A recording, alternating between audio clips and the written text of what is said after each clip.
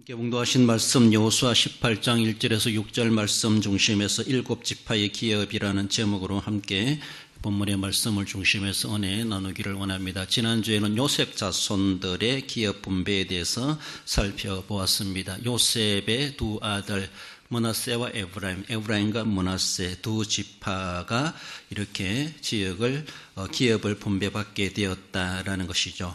므낫세와 에브라임은 야곱의 손자이지만은 요셉 지파라 말하지 아니하고 두 아들이 지파의 이름을 갖게 되어서 자기들의 삼촌들과 함께 12지파를 형성하게 됐다라는 것입니다. 얼마나 귀한지 몰라요. 그래서 우리는 요셉 자손 이렇게 말하고 요셉 지파 이런 말을 하지 않습니다. 그러나 그들이 므낫세와 에브라임이 두 지파가 그들의 삼촌들과 함께 12지파를 구성하여서 이스라엘을 그렇게 이루어가게 되었던 것을 봅니다. 이제 또 분배가 지체된 다른 지파, 나머지 지파들이 살펴보겠는데 오늘은 7지파가 그러하다라고 말할 수가 있습니다.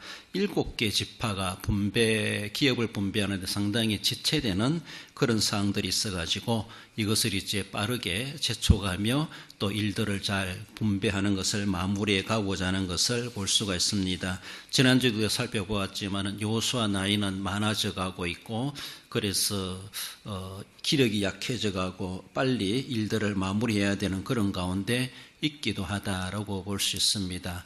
그런 한편에서는 여호수아가 땅을 분배하고 그럴 때는 한 85세, 90세 됐겠나 그렇게 추정하고 있는데 여호수아가 몇 살까지 살았어요?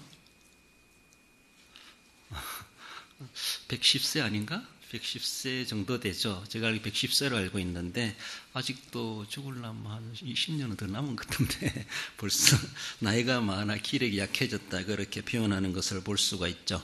아무튼 기력이 약해져 가지고도 또 오래 사시는 그런 모습을 볼 수가 있는데 아무튼 여호수아의 말년을 말할 만큼 그런 상황 가운데 있었던 것을 봅니다. 그런 가운데서 아직도 7개 지파가 세상 말로 민기적거리다 보니까 제대로 분배되지 못하는 그런 가운데 있어가지고 오늘 이렇게 분배되는 그런 모습을 봅니다. 먼저는 실로에 모이게 된다라는 것을 살펴봅니다. 1절 말씀에 이스라엘 자손의 온 회중이 실로에 모여 거기에 회막을 세웠으며 그 땅은 그들 앞에서 돌아와 정복되었더라. 유다 지파와 요셉 자손 즉 에브라임과 므낫세 반지파가 기업이 분배되고 이제 남은 7개 지파가 기업을 분배되어야 되는데 제대로 속도가 밉게 일이 이루어지지 못하고 있었습니다. 그래서 분배받은 사람들은 이제 우리의 땅이 정해졌으니까 얼마나 마음이 안정되겠습니까? 물론 거기 분배받아도 거기 아직도 원주민들이 많이 살아있기 때문에 그들을 계속 대치해야 되는 그런 것도 있는데 그럼 아직까지도 자기들의 땅이 지정되지 않는 그런 지파들 아직도 많이 있습니다. 즉 7개 지파가 그런 가운데 있다 보니까 여호수아 입장에서는 할 일이 많고 시간은 그렇게 많지 않고 그런 모습이 아니었나라고 볼 수 있습니다. 이런 가운데 여호수아는 7개 지파 족장들을 실로로 모이라라고 하며 그 모여가지고 이제 나머지 7개 지파의 기업을 분배하기 위해서 모임을 갖게 되는데 바로 그 모인 장소가 실로라는 것입니다. 실로는 상징적으로 하나님이 임재한 장소 이렇게 의미를 전해주고 있습니다. 그렇습니다. 그들은 가가지고 그 땅을 정복하여서 그 땅 이름을 자기들이 정하기도 합니다. 그렇죠? 그래요. 보통 불려온 그런 지역 이름도 있겠지만은 길갈이라 이렇게 하면서 모든 과거를 굴러보낸다라고 길갈이라 이렇게 이름을 정했던 것처럼 자기들이 가가지고 새로운 의미를 부여해가지고 무슨 일이 쓴 것을 기념하면서 거기 지명을 그들이 정하기도 합니다. 이런 것들이 종종 있죠.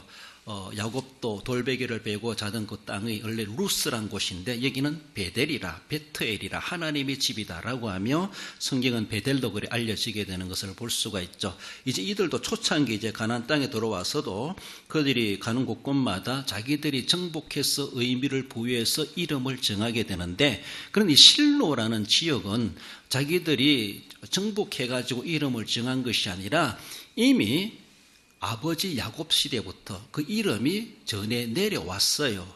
그래서 어쩌면은 정복해서 얻은 땅으로서 실로라기보다 실로란 이름을 자기들은 딴 건 없는데 이름은 계속 그들 속에 전해 내려온 것이다 라는 그렇게 보고 있습니다. 그래서 그 하나님의 해막을 세우면서 여기가 이제 실로다, 즉 하나님이 임재하신 곳이다, 이런 의미를 가지고 그래서 해막을 세우게 된 것을 말씀은 오늘 본문에서도 거기에 해막을 세웠으며 라고 말씀하죠.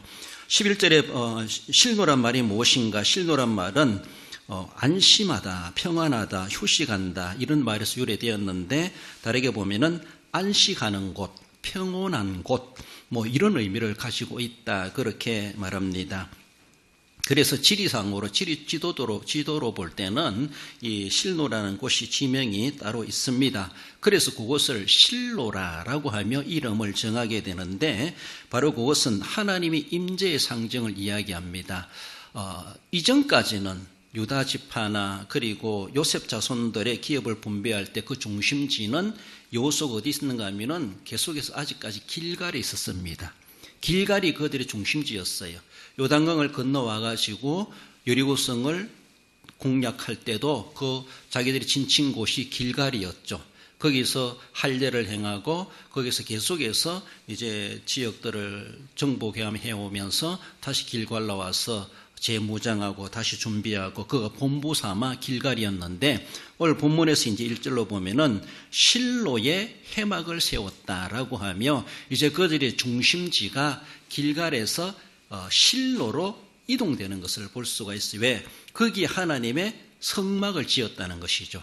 길갈이 있던 것을 실로에 옮겨가 가지고 그곳이 이제는 해막을 세웠기 때문에 그들의 중심지가 되었다. 그것을 말해주는데 그 실로란 말은 안식하는 곳이다, 평안한 곳이다 이런 의미를 단어적으로 가지고 있습니다. 이런 모습 속에서 그 실로란 이름은 창세기 49장 10절에 나오는 것으로 보면은 야곱이 12아들들의 이름을 불러가면서 축복하는 가운데 유다에게 하는 말이 바로 그에게는 하나님이 주시는 주, 즉 왕권이 있는 가문이 될 것이다. 그렇게 말씀하시면서 실로가 오신다. 이렇게 말하고 있습니다. 그래서 우리는 여기 지명으로 실로란 말을 하는데 야곱은 오실 분에 대해서 실로란 말을 합니다. 실로. 그 이름을 실로로 그렇게 말해주는 것을 보는데 그것은 바로 지 땅 이름이 아니라 인격자로서의 이름을 말해주는 것이 실로다라고 하며 야곱은 그 옛날 야곱은 애굽에 있을 때에 유다를 향하여 예언하면서 축복하면서 그런 예언을 했던 것을 볼 수가 있죠. 우리 창세기 49장 10절 읽어봅시다. 규가 유다를 떠나지 아니하며 통치자의 지팡이가 그 발 사이에서 떠나지 아니하기를 실로가 오시기까지 이르리니 그에게 모든 백성이 복종하리로다. 할렐루야. 그렇습니다. 유다 지파를 통하여서 규라고 하는 것은 왕권을 이야기합니다. 왕이 가지고 있는 하나의 그의 다스림의 통치의 그런 도구라고 볼 수가 있죠.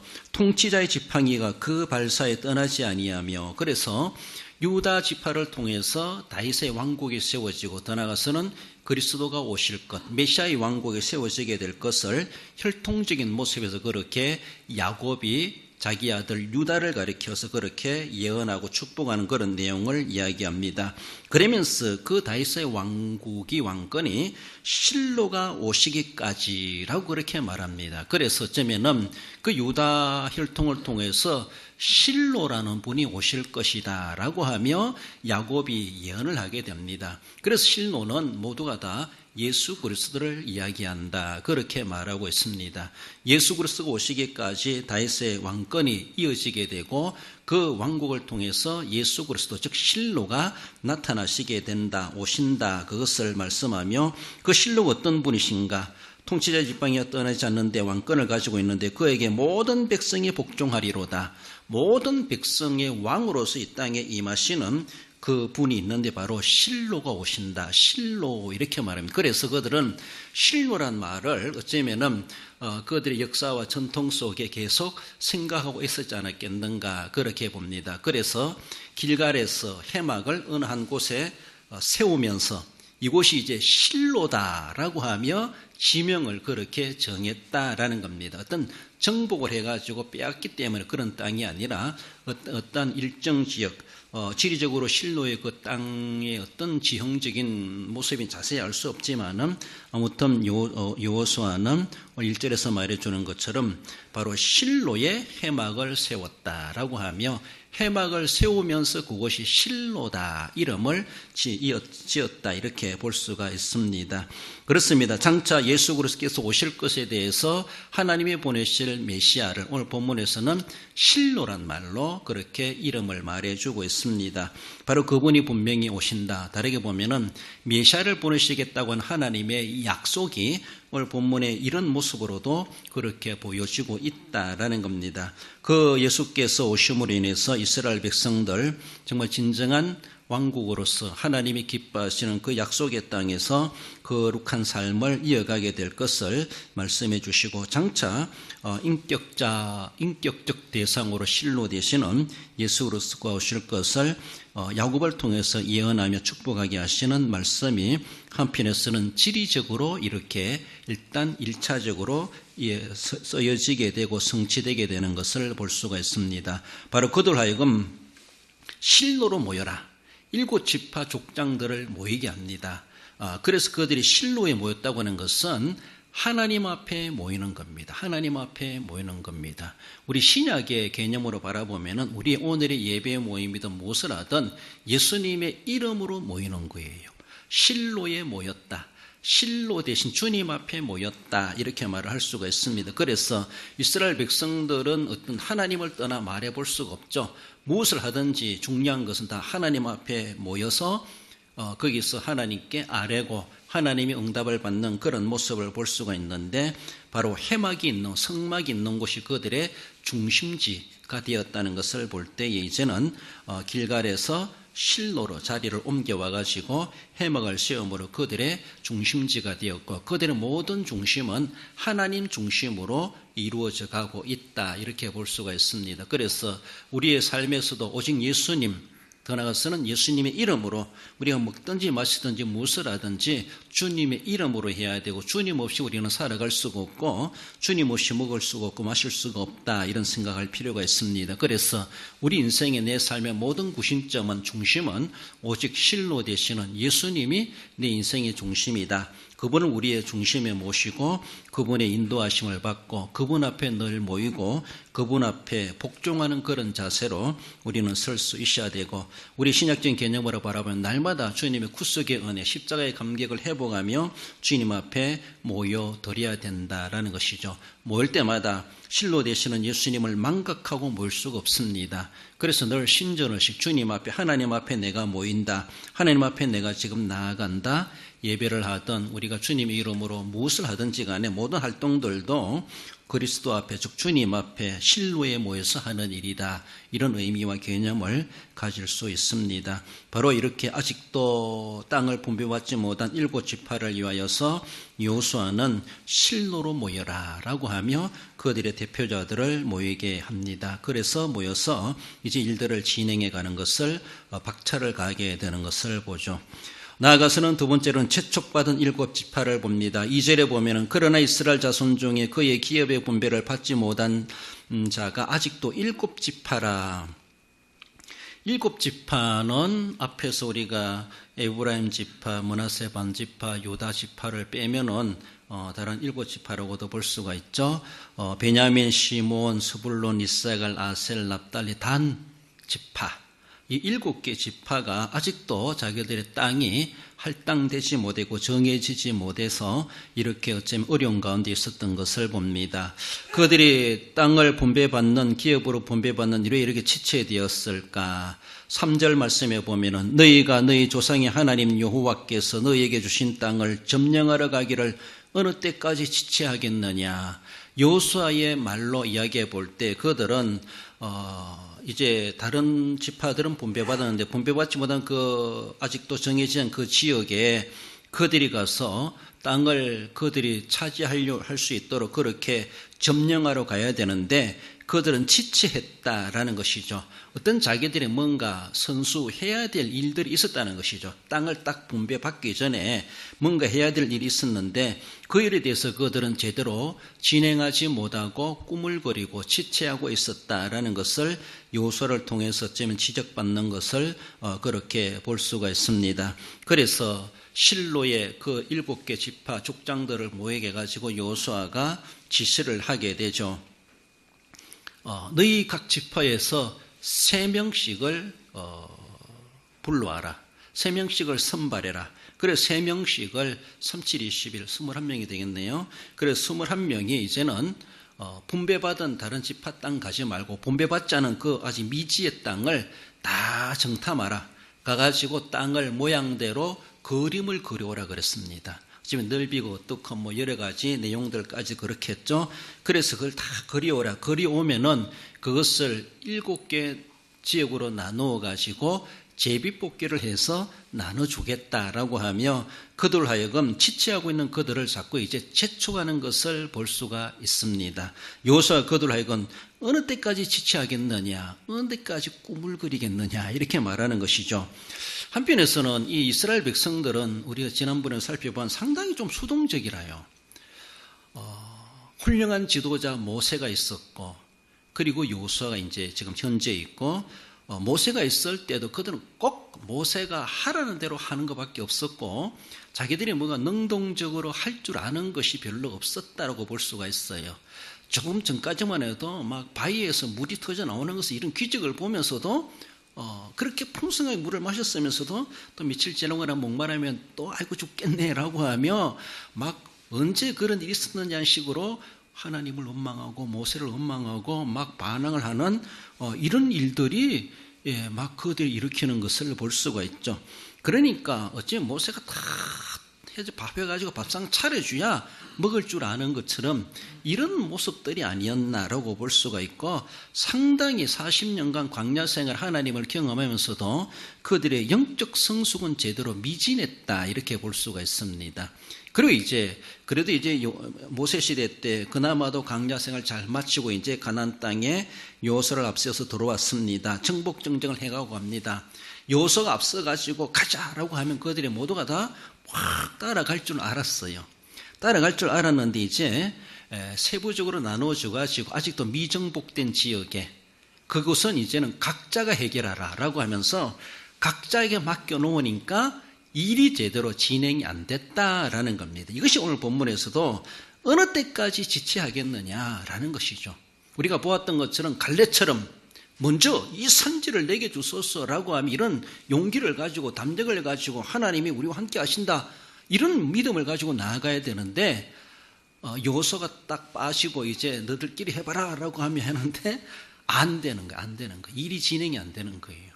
자기들이 얻어야 될 가져야 될 그 땅에 대해서도 자기들이 뭔가 스스로 개척하고 스스로 정복하고 스스로 그것을 해보려고 막 시도해야 되는데 너무나 수동적인 일에 익숙하다 보는지 그래서 모른지 막상 해보려고 하니까 못하는 거예요. 잘 안 되는 거예요. 그래서 계속 지체되고 있습니다. 지체되고 있어요. 이름만 족장이고 이름만 두목이고 이름만 그 지파의 대표자일지 어쩌면 자기들 스스로가 지파민들을 데리고 갈렙처럼 막 그렇게 할 수 있어야 되는데 그래하지 못한 것이 그들의 모습이 아닌가라는 겁니다.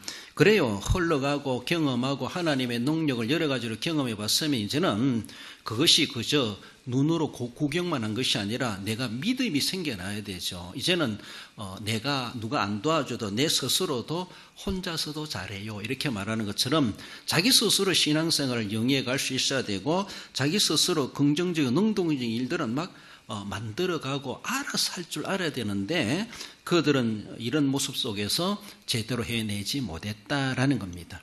어쩌면은 그만큼 리더십도 지도력도 없을 뿐만 아니라 아직도 남은 원주민들을 향하여서 그들이 두려움을 가지고 있지 않았겠는가, 두려움을 가지고 있었다라는 것을 본문에서도 그렇게 우리에게 암시해 주는 것을 볼 수가 있습니다.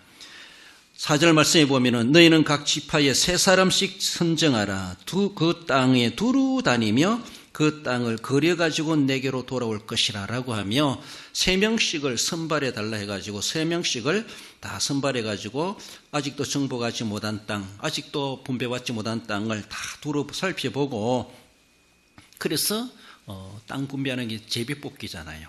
인원 비례, 인원과 그리고 제비뽑기 2가지 원칙의 방식이 있는데, 인구가 많은 지파는 넓은 지역, 그리고 또 비슷한 그런 데에서는 누가 이 땅을 가질 것인가에서는 제비뽑기 해가지고 그 땅을 갖게 되는, 이렇게 정해지는 방식이었는데, 그래서 그들이 돌아와서 보고하면은 그대로 내가 제비뽑기를 해주겠다라고 하며 그들의 일을 재촉하고 있습니다. 계속해서 지체하고 있고 뭔가 제대로 진행이 진척이 없는 그들로 하여금 여호수아가 나서 가지고 좀 거들어 주는 것이죠. 거들어 줘요. 내가 도와줄 테니까 해보라 라고 하며 그들로 하여금 막 할 수 있도록 그렇게 독촉하는 것을 볼 수가 있습니다. 그래요. 뭔가 맡았으면 이제 스스로 할 수 있어야 돼요. 더욱이 각 구역장이나 기관장이나 자치기관장이나 무엇이든지 마찬가지죠. 정부만 바라보지 말고, 중앙정부 바라보지 말고, 우리가 무엇을 할 수 있을까? 우리가 할 수 있는 능력 그대로 그것을 최선을 다해서 자꾸 이끌어 가야 되죠. 해주기만을 바라지 말고 스스로 할 수 있어야 됩니다. 우리가 신앙생활을 하면서도 오늘의 믿음 연수를 우리가 살아오면서도 그 연수만큼이나 우리의 내적인 모습이 얼마나 리더십, 지도력이 커가고 있고 또 내 스스로도 그것을 감당해 갈 수 있을까, 우린 그것을 생각해 볼 수 있어야 됩니다. 어쩌면 모세나 여호수아에만 계속 목매어 있지 말고, 모세가 없고 여호수아가 없다 할지라도 이제 우리가 여호수아가 되고 우리가 모세가 돼야 되고 내가 이제 그 역할을 돼야 된다라는 것이죠. 그러니까 세월 흘러가면은 어른들 돌아가시니까 자동으로 나도 나이적인 모습에서도 어른이 되는 거. 그러면은 쉬운 말로 어른 노릇 할 줄 알아야 된다는 것이죠. 그렇죠? 근데 아빠가 되고 엄마가 되고 나중에는 할머니가 되고 할아버지 되고 집에 이제 어른으로서의 한 집안의 구심점이 되고 있어요. 자녀 손자들이 있으니까. 그렇잖아요. 그러면은 이제는 어른으로서의 자녀들을 위해서 기도도 폭넓게 할 수 있어야 되고, 그들의 모든 삶을 신앙적이든 경제적이든 교육적이든 인성적이든 모습에서 살펴보면서 정말로 잔소리면 잔소리도 할 수 있어야 되고, 책망도 할 수 있어야 되고, 칭찬도 할 수 있어야 되고, 돈 쓸 줄도 알아야 되고, 어른으로서의 그 자리를 역할을 해갈 수 있어야 되죠. 그렇죠? 그러니까 저도 이렇게 해보면 옛날에 우리 담임 목사님 어떻게 했더라 이런 생각 가끔 해요. 옛날에 우리 아버지는 어떻게 했더라, 이럴 때 어떻게 했더라 이런 생각을 해요. 생각하게 돼 있습니다. 그렇죠? 앞서간 분들이 이럴 때 어떻게 했겠는가, 어떻게 했더라, 다시 되새겨 보려고 해요. 그래요. 아버지 같으면 이때 어떤 말씀을 하셨고 어떻게 무엇을 하셨겠나, 어떻게 하셨겠나, 집안의 일 같으면 그렇게 생각이 들기도 해요. 목사로서 앞에 선배 목사님들은 어떻게 했었을까, 그렇게 본 것이 있기 때문에 본 것을 본받아가지고 모방하게 되죠. 그것처럼 그래서 어른들이 먼저 가는 사람들이 본을 잘 보여야 되고 잘 가르쳐야 됩니다. 앞서간 어르신들이 그렇게 해왔던 걸 우리가 이제 어느 점인가 살다 보니까 세월이 밀려가지고 아빠가 되고 엄마가 되고 할아버지가 되고 할머니가 되고 이제는 정조 고조 할머니까지 되어서, 그러면은 그 자리에서 그저 나이만 들었다 어른으로 하는 것이 아니라 모든 부분에 대해서 그만큼 내 수와 이런 여러 자녀들이 수십 명이 있다는 것은 내가 그만큼 내 팔로, 내 날개로, 내 가슴으로 다 품을 수 있어야 돼요. 품을 수 있어야 되죠. 못난 사람, 잘난 사람 따질 것 없어. 다 내 자식이다. 똑같은 내 사랑하는 내 후손들이다 라고 생각하면서 그들을 위해서 기도의 폭도 넓혀가고 그들에게 대해서 영향력을 끼쳐갈 수 있는, 쉬운 말로 어른으로서의 그 역할을 해가는 것은 지극히 필요합니다. 그렇습니다. 그것처럼 교회에서도 마찬가지예요. 그래요. 집사님 때, 권사님 때, 장모님 때 다 역할들이 다를 수가 있어요. 그러니까 어느 점인가 나도 쉬운 말로 밀려서라도 그 자리 가게 돼. 그렇죠? 그러다 보니까 내가 그 역할을 할 수 있도록 자신의 실력을 키워가고 또 다른 사람의 조언을 받아가고 또 다른 사람 어떻게 했더라 이런 것을 다시 묵상해 보면서 자기의 어떤 그만큼 책임을 앞선자로서의 그 역할을 잘 해낼 수 있어야 된다라는 겁니다.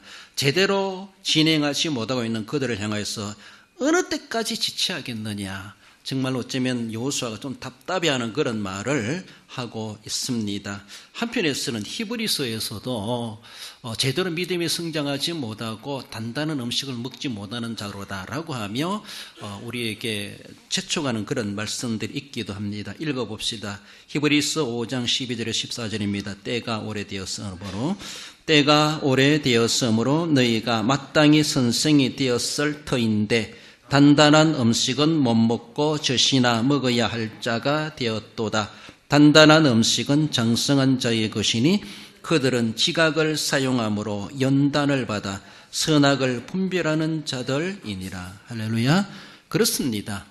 지체하지 말고 얼른 할 수 있어야 되고 자기 스스로도 할 수 있어야 되고 이제는 어제와 다르게 뭔가 좀 성숙된 모습으로 발전이 있어야 된다라는 것입니다. 그렇습니다. 그래서 이제는 부드러운 젖만 달라 하지 말고 딱딱한 음식이라도 책망하는 소리를 할지라도 조금 하기 싫은 일이라도 기쁨으로 즐겁게 할 수 있는 자신의 어떤 그만큼 폭과 깊이와 자기의 역량을 키워가야 되죠. 그래서 옛날엔 못했지만 이제는 할 수 있다. 이런 모습이 되어야 되죠. 단단한 음식은 장성한 자의 것이니 단단한 것이라도 쉼을 다 씹어 삼킬 수 있는 소화해낼 수 있는 그것이죠.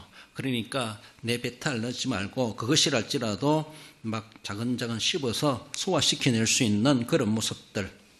그래서 연단을 받아 선악을 분별하는 자들이니라. 이것도 저것도 분간하지 못해가지고 혼란스러운 그런 삶이 아니라 다른 사람에게까지도 딱 기준을 정해줄 수 있고 말해줄 수 있고 칭찬해 줄 수 있고 책망해 줄 수 있는 그런 우리의 자리가 되기도 하다라는 겁니다. 그래서 오늘도 우리에게 영적 성숙을 위하여서 우리 주님께서 우리를 채축하시기도 하신다라는 것을 늘 생각하며 기도의 폭도 그러하고 전도의 폭도 그러하고 섬김의 폭도 그러하고 그래서 누군가 해주니까 하는 것이 아니라 안 하더라도 내 스스로도 그것을 자발적으로 그리고 능동적으로 적극적으로 긍정적으로 할 줄 아는 것이 그만큼 성숙한 그런 모습이고 이제는 그 정도는 할 수 있어야 되지 않느냐라고 하며 여호수아가 그 민기적거리고 있는 7지파 장들에게 그것을 권면하고 있다라는 걸 늘 기억해 보며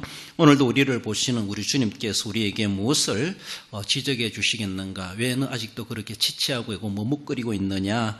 아직도 제대로 분별하지 못하고 있느냐? 우리에게 그렇게 꾸중하고 계시지 않겠는가? 우리는 늘 생각해 보며 그래서 주님의 일들을 정말로 뭔가 하는 것처럼 할 수 있어야 되고 진행이 있도록 뭔가 해가야 되는데 하는 것도 아니고 안 하는 것도 아니고 있는 것도 아니고 없는 것도 아니고 그런 모습이 되지 않도록 우리가 주님 앞에 세상 말로 조금 화끈하게 그리고 쿨하게 그리고 정말로 끝이 있는 그런 모습으로 주님 앞에 섬겨가실 수 있도록 인성과 영적인 모습에서 우리의 실력을 키워가시고 그래서 하나님 앞에 귀하게 부여받은 그대로의 그 기업과 그 사명을 책임을 또 능력 있게 감당해내시고 우리를 바라보시는 지도자신 우리 주님께서 흐뭇해 하실 정도로 그렇게 기쁨을 드릴 수 있는 우리의 모습들이 되어야 할 것입니다. 결론적으로 읽어봅시다. 지체된 나머지 7지파의 기업을 실로에서 분배함으로 실로이신 하나님을 중심하여 언약의 땅을 차지하게 하신 같이 하나님을 생활의 구심점으로 하여 언약의 백성으로 공동체를 형성하는 성도가 됩니다. 그렇습니다. 우리는 미약하여 실수투성이지만은 오늘도 우리에게 너 지체하지 말고 해보라 라고 하며 영적 도전심을 심어주시고 우리를 보내시고 있다라는 것을 늘 기억하시며 기꺼이 주님께서 우리를 충성되이 여기 맡겨주신 바 그대로 주님을 실망케 하지 않고 주님을 기뻐시게 할 수 있는 언약의 백성으로서의 공동체의 일원으로서의 부끄럽지 않는 사명과 책임을 신실히 감당하셔서 우리 하나님을 기뻐시게 할 수 있는 늘 실로 되시는 주님을 묵상하시고 주님의 이름으로 주님 중심하여 믿음으로 귀한 사명 잘 감당해내시는 우리 모든 성도 여러분들 되시기를 주님의 이름으로 축원드립니다.